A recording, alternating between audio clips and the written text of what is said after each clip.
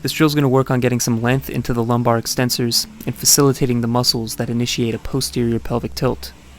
We're going to start with the hip stabilized on a wall and both legs straight. We're going to place a foam roller on our thighs and actively push the hands into the roller as we roll down the thigh, trying to posterior tilt the pelvis and just segment through spinal flexion on the way down. So here we should feel our abs being recruited and a stretch through the back of the spine. Now we can slightly bend the knee, which is not only going to shift some of the loading into the quads, but it's also going to allow us to facilitate more of a posterior pelvic tilt.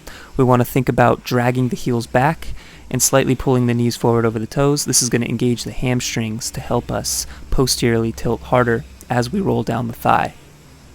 Again, all while still pushing your forearms into the roller as we roll down.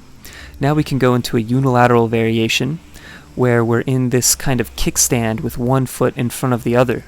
Now the idea of this isn't to load the glutes and hip extension, which you will feel it here, but notice how I'm only moving my hands just below the kneecap because I'm only moving as low as I can with spinal flexion.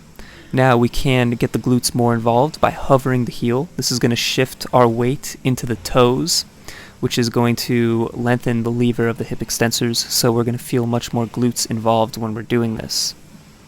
So we're kind of performing this slouch type of movement while shifting the weight in through the toes, still keeping that knee bend.